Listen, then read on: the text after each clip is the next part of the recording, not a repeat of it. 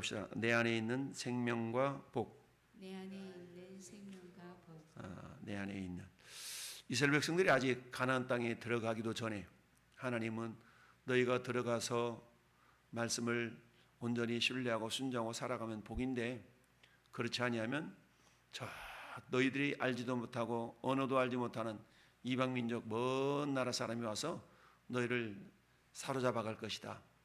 근데 너희는 그곳에서 다시 하나님의 말씀을 기억하고 회개하고 돌아오면 다시 그곳에서 데려다가 너희에게 복을 주겠다. 그러니까 참 하나님은 아주 미래의 사건을 다 알고 계시기 때문에 그렇게 말씀하셨지만 이들이 가나안 땅에 들어가기도 전에 너희가 들어가서 불순종하면 너희는 반드시 먼 나라로 끌려갈 거야. 근데 그곳에 서서 하나님의 말씀을 기억하고 순종하면 다시 돌아오게 할 거야 라고 하나님이 말씀하신 내용이 어제의 말씀이었어요. 오늘도 하나님께서는 내가 너희에게 지키라고 준 그 명령, 그 말씀은 어려운 것이 아니다.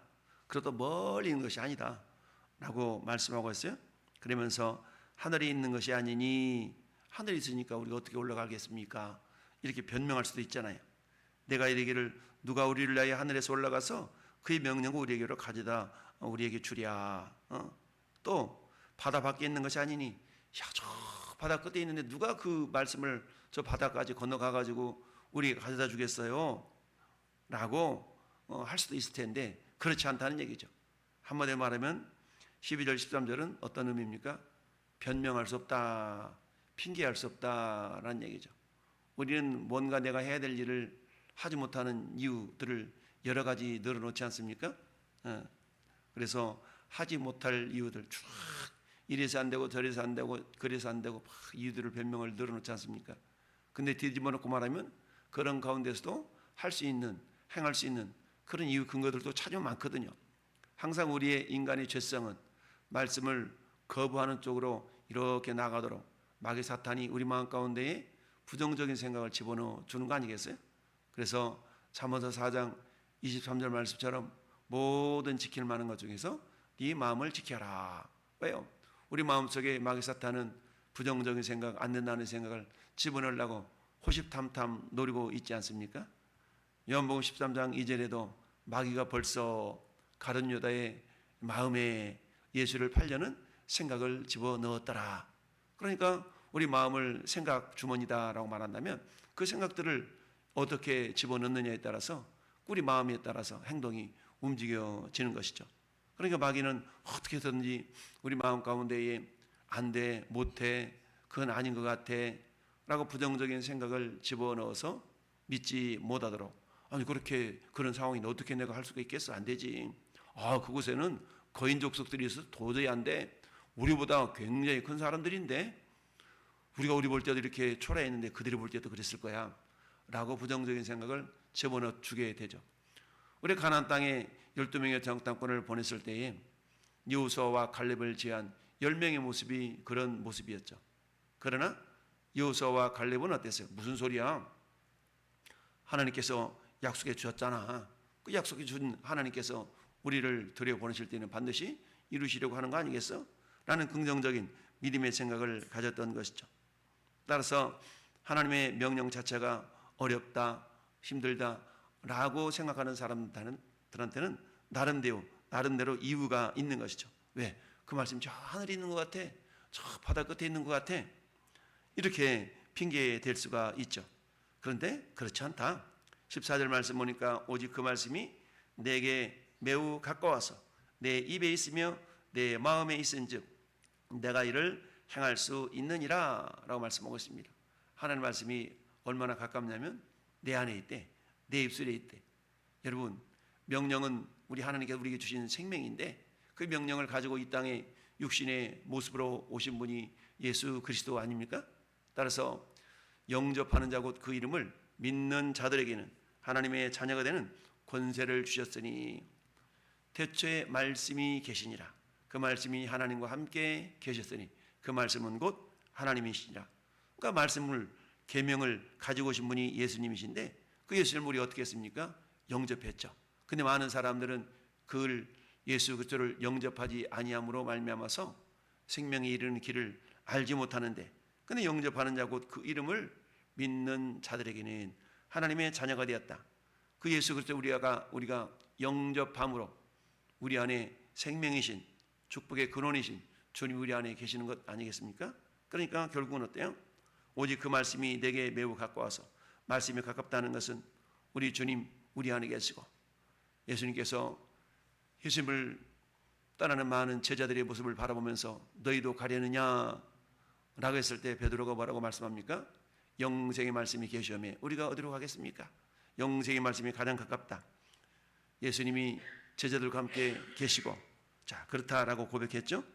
그러면서 보라 내가 오늘 생명과 복과 사망과 화를 내 앞에 두었나니. 근데 그것을 어떻게 행할 수가 있을까? 그것은 뭐냐? 16절 말씀에 하나님 여호와를 사랑하고 그 모든 길로 행하며 그의 명령과 규례와 법도를 지키라. 그러니까 행하며 지킬 수 있는 근거는 다른 게 아니라 사랑하는 것이다 라는 얘기입니다. 사랑하면 지킨다라는 얘기죠. 사랑하면 지킨다. 그러니까 예수님께서도 요한복음 14장 15절에 너희가 나를 사랑하면 나의 계명을 지키리라 라고 말씀하고 있죠. 여러분 똑같은 명령이라 할지라도 내가 사랑하는 상태에서 하는 것과 억지로 하는 것과는 전혀 다르죠. 어느 대저택의 주인과 여종업원 이야기 가끔 하지 않습니까? 여종이 있는데 주인이 날마다 일을 시키는 거야. 오늘 내 저기 있는 장시장에 있는 옷을 다 다려놓고 이걸 빨래를 해놓고 이걸 해놓고 하루 종일 지나서 내가 무슨 일을 했나 손꼽아 보니까 자기 주인의 일들을 막 한 30가지를 한 거야. 그래서 불평을 하는 겁니다. 이렇게 많은 일을 하라고 나에게 이렇게 하다니 그러면서 막 투덜투덜 하는 겁니다. 그러던 어느 날 그 주인하고 그 여종하고 사랑하는 관계가 되었어. 그 결혼을 해서 이제 그 여종이 뭐가 되었어요? 부인이 되었고 아내가 되었어. 근데 하는 일은 거의 별반 비슷해. 근데 나중에 돌아보니까 자기가 그 남편을 사랑하는 관계가 되다 보니까 이전에 했던 일보다 더 열심히 더 하고 있음에도 불구하고 전혀 그게 힘들고 어려운 일로 여겨지지 않더라. 그 이유는 왜 그렇다고요? 사랑하니까 그렇다는 얘기죠. 사랑하니까. 우리 부모님들이 자녀를 위해서 열심히 일하시고 밥 해주고 빨래 해주고 이러면서 아우 나 저 녀석 때문에 저 자식 때문에 나 날마다 힘들어 죽겠어 말로는 그렇게 하면서도 어때요? 꾸역꾸역 해내는 이유는 왜 그렇습니까? 내가 사랑하는 자식이니까 사랑하는 아내요 사랑하는 남편이니까 그걸 어떻게 해요? 그걸 해낼 수가 있다라는 이야기죠. 오늘 16절 말씀이 그런 말씀이죠. 내가 오늘 내게 명령하여 내 하나님 여호와를 사랑하고 그 모든 길로 행하며 그의 명령과 규례와 법도를 지키라 하는 것이라. 그리하면 내가 생존하며 번성할 것이요 또 내 하나님 여호와께서 내가 가서 차지할 땅에서 내게 복을 주실 것임이라. 그러니까 첫 단계가 뭐냐 봤더니 사랑하는 거예요. 사랑하는 거.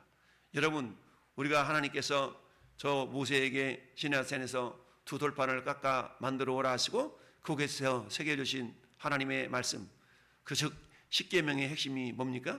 그것은 첫 번째 돌판에 새겨진 것이 대신계명 하나님을 향한 계명인데 다른 신을 내게 있게 하지 말아라. 우상을 만들거나 섬기거나 절하지도 말아라. 안식일을 기억하여 거룩히 지켜라. 하나님을 망령되이 일컫지 말아라. 이것들은 한마디로 요약하면 뭐예요? 하나님을 사랑하라 라는 거죠. 두 번째 돌판에 새겨진 내 부모를 공경하고 살인하지 말고 쭉쭉쭉 이 모든 것들은 결국 뭡니까? 이웃을 사랑하라. 결국 예수님께서 마태복음 13장에서 그거 처음 으뜸되는 계명이 뭐냐고 물었을 때 그것은 뭐라고 그래요? 하나님을 마음을 다해 뜻을 다해 힘을 다하여 주 너의 하나님을 사랑하는 것이다. 둘째도 그와 같으니 네 이웃을 네 자신과 같이 사랑하라 라고 말씀하고 있죠. 즉 하나님이 이스라엘 백성들이 주셨던 계명의 핵심은 한마디 말하면 하나님 사랑과 이웃 사랑인데 그런데 이런 계명들을 근거로 해서 나머지 세부적인 명령과 계명들을 지켜나갈 수 있게 되는 것은 뭐냐? 결국 사랑하면 된다는 얘기죠. 하나님을 사랑하면 하나님을 향한 계명들 또한 이웃을 향한 계명들 이런 계명들을 지킬 수가 있다라는 얘기입니다. 17절에 그러나 내가 만일 마음을 돌이켜 듣지 아니하고 유혹을 받아 다른 신들에게 절하고 그를 섬기면 여러분 인간은 근본적으로 죄성 때문에 어때요? 하나님의 말씀을 사모하고 막 나가야 되는 그런 길을 방해하는 사탄의 세력 때문에 우리가 말씀을 막 즐기하고 이러지 않죠. 그러나 우리가 예수 그리스도를 영접하고 하나님의 자녀가 되는 순간에 성령님이 우리 안에 와 계시죠. 따라서 우리는 어때요? 그 성령의 인도하심을 받을 때에 우리는 그 말씀을 순종할 수 있는 능력도 더불어 우리에게 안겨주실 줄 믿습니다. 여러분 아모스서 2장 4절 말씀에 이렇게 말씀합니다. 여호와께서 이와 같이 말씀하시되 유다의 선악가지 죄로 말미암아 내가 그 벌을 돌이키지 아니하리니 이는 그들이 여호와의 율법을 멸시하며 그 율례를 지키지 아니하고 그의 조상들이 따라갔던 거짓 것에 미혹되었음이니라 라고 말합니다. 여러분 사도 바울도 어땠어요? 디모데에게 말씀하기를 후일에 어떤 일이 일어나요? 자기 생각대로 따라갈 스승들을 많이 둔다. 하나님의 말씀을 따를 그런 스승이 아니라 자기 생각을 따를 스승을 많이 둔다라고 그랬어요. 즉 말씀을 따라가기보다는 자기 소견에 오른 대로 행동했던 사사시대의 사람들처럼. 여러분 사사시대를 어떻게 평가합니까? 그 시대에 왕이 없으므로 자기 소견에 오른 대로 행하였다라고 말씀하시죠. 왜 왕이 없었어요? 하나님이 분명히 존재했음에도 불구하고 그 하나님을 자기 자신들의 왕으로 섬기기를 거절했던 것이죠. 마찬가지로 오늘 이 시대도 하나님 말씀이 멀리 있는 것이 아니라 너희 안에 있다, 네 입에 있다 라고 말씀하고 있습니다. 오직 그 말씀이 내게 매우 가까워서 내 입에 있으며 내 마음에 있은즉 내가 이를 행할 수 있느니라. 마음에 있고 우리 입술에 있다 할지라도 우리는 하나님을 사랑하는 마음이 없다면 이것을 행하기를 거부할 수도 있다라는 얘기입니다. 잠언서 13장 13절 말씀에도 말씀을 멸시하는 자는 자기에게 패망을 이루고 계명을 두려워하는 자는 상을 받는다라고 말씀하고 있습니다. 예수님은 그렇게도 말씀하시잖아요. 수고하고 무거운 짐진 자들아 다 내게로 오라. 내가 너희를 쉬게 하리라. 나는 마음이 오냐고 겸손하니 나의 멍에를 메고 내게 배우라. 그리하면 너희 마음이 쉼을 얻으리니 이는 내 멍에는 쉽고 내 짐은 가볍다. 내 멍에는 가볍다. 내 짐은 쉽다. 가볍고 쉽다 라고 주님이 말씀하십니다. 즉 주님이 주신 말씀, 그 말씀은 오늘 신명기 30장에 모세를 통해 주신 그 말씀과 다를 바가 없는 말씀이죠. 근데 그 말씀은 내 마음에 있고 내 입에 있기 때문에 네가 이를 행하기에 쉽다라고 말씀하고 있는 그 모세의 입술이나 예수님 시대 예수님께서 친히 말씀하시면서 내 명예는 쉽고 내 짐은 가볍다라고 말씀하시는 것이나 왜? 그 멍에와 짐이 결국 무엇을 통해 와요? 말씀을 통해서 오시기 때문에 우리 안에 계신 성령님이 그 말씀을 행할 수 있는 능력도 더불어 주시더라. 여러분 우리가 28장 말씀을 묵상하면서 경청하면 삼가 들으면 이러한 다양한 복들이 쭉 따라 나오게 됐다라고 그랬죠. 결국 믿음 속에 우리가 행할 수 있는 능력이 담겨져 있는 거 아니겠습니까? 믿음은 들음에서 나며 들음은 그리스도 말씀으로 말미암았느니라. 하나님 말씀 속에는 믿음, 그 믿음 안에는 행할 수 있는 능력이 담겨져 있는 거예요. 그러니까 마귀 사탄은 우리가 말씀을 가까이 하지 못하도록 다양한 방법으로 우리를 유혹하잖아요. 여러분 오늘 시대는 얼마나 우리의 마음과 생각을 이렇게 미혹하고 빼앗아갈 요소들이 많이 있습니까? 애기들이 막 일어나서 손가락만 까딱할 수 있는 그런 나이가 돼보세요. 그야말로 막 스마트폰 두들겨가지고 자기들이 좋아하는 막 유튜브 찾아 들어가고 노래 찾아 들어가고 여기 오늘날의 시대잖아요. 여러분 그 애들한테 야 말씀 찾아 들어가봐 이렇게 한다고 그 애들이 찾아 들어가겠어요? 그렇게 못하죠. 그러니까 마땅히 행할 길을 아이에게 가르치라. 마땅히 할 길을 어디에서 와요? 하나님의 말씀을 통해서 오지 않습니까? 따라서 우리는 어때요? 부지런히 자녀들에게 말씀을 가까이 할 수 있도록 권면하고 가르치고 이렇게 해서 그 말씀 속에 있는 하나님의 거룩한 생명과 복이 있음을 우리가 알아야 된다라는 사실이죠. 여러분 마태복음 13장에 어떤 비유가 나옵니까? 천국은 마치 그렇죠? 천국에 대한 비유가 나와요. 밭에 감춘 보화와 같다. 쟁기질하다가 그 밭에 감춘 보배를 이렇게 발견한다 그러면 어때요? 그 보배를 위해서 집 팔고 냉장고 팔고 차 팔아서 그 밭을 살려고 하지 않겠어요? 그만큼 그 가치를 안다 그러면. 여러분 시편에 보니까 하나님의 말씀이 어떻다고요? 송이꿀보다 달다라고 말씀하고 있죠. 시편 119편 103절에 주의 말씀이 맛이 내게 어찌 그리 단지요 내 입에 꿀보다 더 답니다. 꿀을 한 번도 안 먹어본 사람은 그 꿀맛을 알아요 몰라요? 몰라. 꿀맛이 어떤지 쓴지 몰라요. 근데 꿀맛을 본 사람은 꿀맛이 이런 거구나 알 수 있는 것이죠. 야, 꿀이 달다. 근데 성경은 뭐라고요? 하나님의 말씀이 꿀보다 달대요. 근데 이것을 경험해 보지 않는 사람은 왜 말씀이 달아? 라는 걸 전혀 알 수가 없죠. 우리 주님은 말씀합니다. 사모하는 마음을 가져라. 목마른 사슴이 시냇 물을 찾아 헤매듯이 내 영혼 주를 찾기에 갈급합니다. 사모하라 라는 다양한 말씀들을 우리에게 주고 있습니다. 주의 말씀이 우리에게 생명이 되고 길이 됨을 우리가 경험하지 않는다면 그 말씀이 어떻게 달지? 라는 말이 이해가 될 수가 없습니다. 주의 법도들로 말미암아 내가 명철하게 되었으므로 모든 거짓 행위를 미워하나이다. 나의 하나님이여 내가 주의 뜻을 행하기를 즐기오니 주의 법이 나의 심중에 있나이다. 주의 법이 어디 있다고요? 내 심중에 있어. 그래서 복 있는 사람은 어때요? 여호와 율법을 즐거워하여 그 율법을 주야로 묵상하는 자로다 라고 말씀하고 있지 않습니까? 오늘 하나님께서 모세를 통하여서 야 너희가 가나안 땅에 들어가거들랑 그곳에서 이렇게 살아야 되는데 근데 하나님께서 여러분에게 생명을 주시기를 원한다. 복을 주시기 원한다. 근데 그 생명과 복은 무엇을 통해 온다고요? 말씀을 통해 온다. 근데 그 말씀이 멀리 있는 것이 아니라 너희 마음에 있다. 너희 입술에 있다 라고 말씀합니다. 이 영적인 원리는 오늘 이 시대라고 크게 달라지지 않죠? 우리 안에 성령님이 우리 안에 와 계셔서 말씀이 생각나게 하시고 깨닫게 하시고 자 우리 그렇게 어제 말씀 16절 우리 30장 6절 보면 자 6절 보면 내 하나님 여호와께서 내 마음과 내 자손의 마음에 할례를 베푸사 너로 마음을 다하며 뜻을 다하며 내 하나님 여호와를 사랑하게 하사 너로 생명을 얻게 하실 것이다. 그렇죠?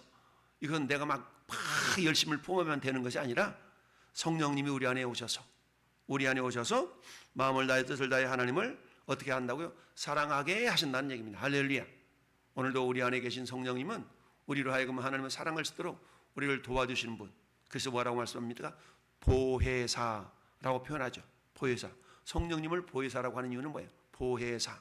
옆에서 우리를 가장 잘 도와주셔서 뭐하도록? 주님을 사랑하도록 뭐하도록? 하나님의 말씀을 잘 이행할 수 있도록 우리의 능력을 베푸시고 우리를 인도하신 그 하나님이 우리 안에 계신 보혜사 성령 하나님이시다. 따라서 그 성령 하나님의 인도를 받아서 우리는 어때요? 그 말씀을 순종함으로 그 말씀 속에 있는 생명과 복을 오늘도 우리가 받아 누리는 복된 인생, 복된 성도들이 될 수 있기를 예수님의 이름으로 축원합니다. 아멘.